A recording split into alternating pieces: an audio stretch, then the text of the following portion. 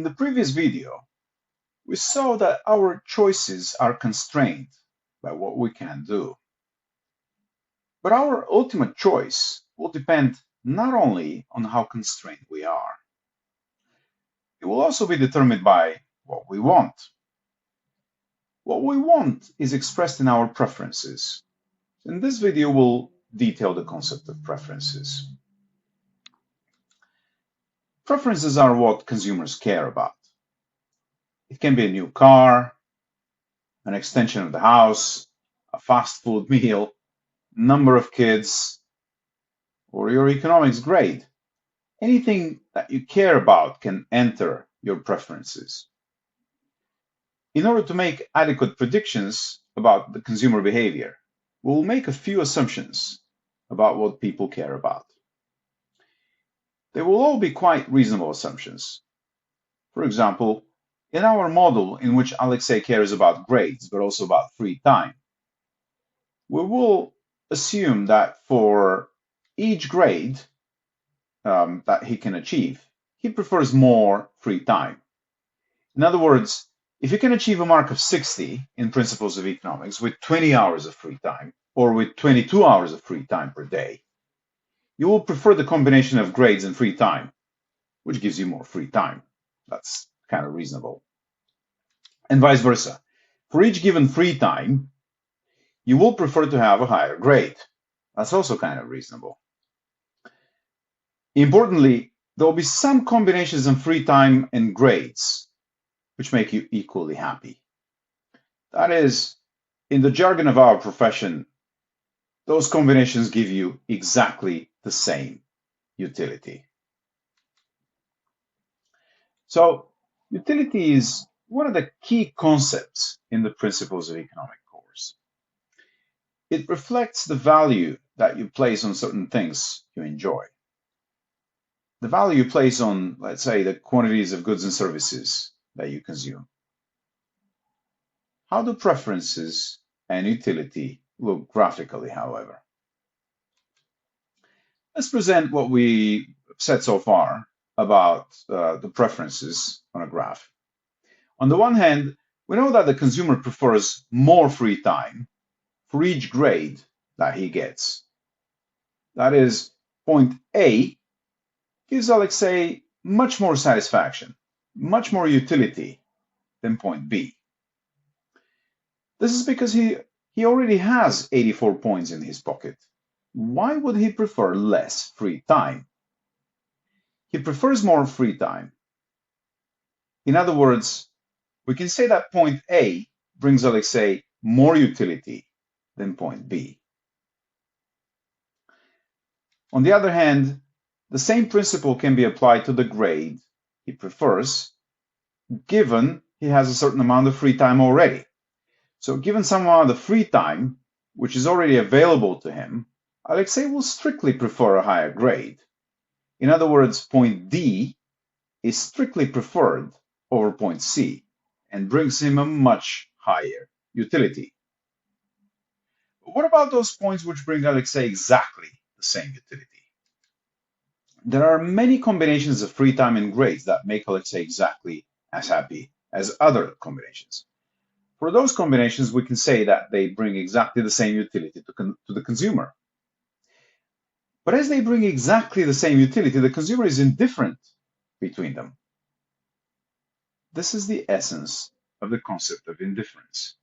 As 2 points or 2 combinations bring you exactly the same utility and you're equally happy with them, this means you are indifferent between them. This is the case with points A and E here, and with F, and with G, H, and D. As those are points which bring you the same utility, we can bring them together in a curve, and we can give this curve a special name, the indifference curve. The indifference curve shows you a collection of points which make the consumer equally happy. In the jargon of economics, this means all the points on this curve give the consumer exactly the same utility. That's why he's indifferent between them. And that's why we call the curve which brings those points together an indifference curve. Notice that Alexei may be indifferent between all the points on a certain difference curve. But at the same time, he is surely not indifferent between point A and point B. You will recall that point B brought him lower satisfaction, lower utility than point A. So what happens to all those points which Alexei prefers less or prefers more than point A? Well, it is quite simple. They sit on different indifference curves. As point B brought Alexei strictly lower utility than point A, point B sits on a lower indifference curve than point A. At the same time, notice that point C sits further down the indifference map, as it brings even lower utility to Alexei than point B. So let's summarize. The combinations of goods that people choose from are sitting on an indifference map. This indifference map is populated with indifference curves, which have two very important features. First, all points on the same indifference curve bring exactly the same utility to the consumer. Otherwise, he wouldn't be indifferent between them. And second, the consumers usually prefer more than less of most goods. This means that more is better. But as more is better, indifference curves sitting higher up the indifference maps represent higher utility, and vice versa. Indifference curves sitting lower represent lower utility. During the live lecture, we'll discuss a few important properties of the indifference curves. But now, it is time to discuss perhaps the most important among them. Indifference curves reflect the trade-off you're willing to make when you consider making a choice. Why do the indifference curve reflect a trade-off? So let's start with point A. At point A, you have 84 points and 15 hours of leisure. But this means you're working or studying 9 hours a day. It does seem excessive. So wouldn't you like an extra hour of free time? Of course you would. However, an extra hour of free time means you will be studying less. Less studying, however, will reward you with lower grades. And this is exactly what the trade-off is about. When you're consuming a combination of goods, you can consume more of one of them as long as you're ready to give up some of the other and still stay equally well off as before. Equally well off as before means you have exactly the same utility. So as long as you're happy with the lower grade, you can have more free time. And as long as you want a higher grade, you need to be ready to sacrifice some more of your free time. This is what the concept of the rate of substitution is about.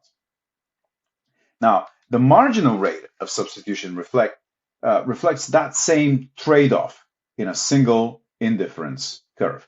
For example, you have 84 points, but you want an extra hour of free time. I can give you an extra hour of free time per day, but you have to be ready to give up 9 points from your GPA. This is precisely what the marginal rate of substitution tells you. The rate at which you're ready to sacrifice the consumption of one good to achieve a unit of the other good and still be as happy as before. Just like with the marginal product of labor, which was given by the slope of the production function, the marginal rate of substitution is given by the slope of the indifference curve. Notice that the slope is getting flatter as you move along the indifference curve to the right. We will discuss why it happens during the live lecture. Finally, notice that if you're ready to sacrifice 9 points to get an hour of leisure, this is what an hour of leisure is worth to you. In other words, the marginal rate of substitution reflects the worth of one good in terms of the other at each level of consumption. It tells us how much we really want this good. But can we have as much as we want? In the next video, we will see how much we can actually have from it. So keep those eyes watching.